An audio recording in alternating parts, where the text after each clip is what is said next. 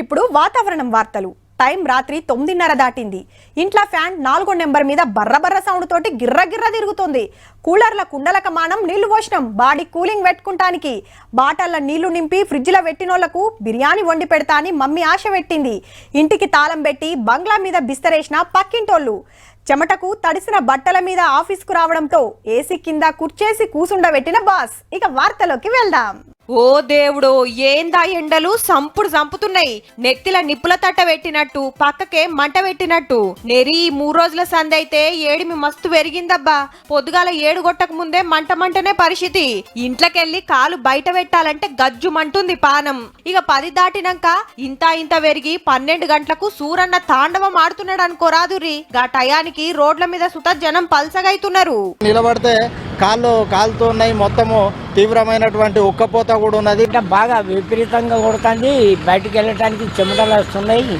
ఓ చెట్టు దొరికితే చెట్టు నీడకుంటే బాగుండు అని అనిపిస్తుంది. ఎంత నీళ్ళు అయినా కానీ దామ్ అవుతున్నది. కష్టంగానే ఉంది. ఎండలు బాగున్నాయి. మోటార్ కొనడానికి వచ్చిన బాగా ఎండ ఉంది, బాగా కొడుతుంది. పిల్లగాని వచ్చిన చాలా ఇబ్బంది అవుతుంది. బయటికి రాకుంటే ఎల్లదాయే, వస్తేనే ఎండలాయే.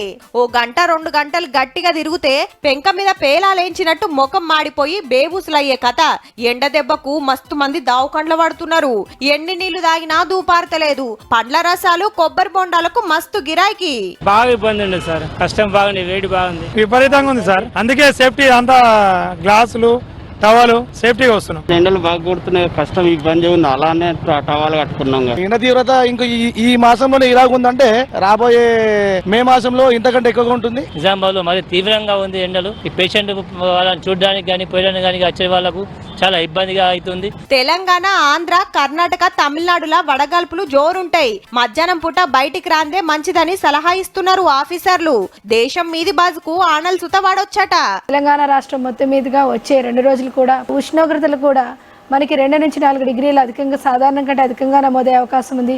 అక్కడక్కడ మనకి వడగాల్పులు వీచే అవకాశం కూడా కనిపిస్తుంది. ఇంట్లోకెళ్ళి ఎల్లకుంటేనే మంచిది.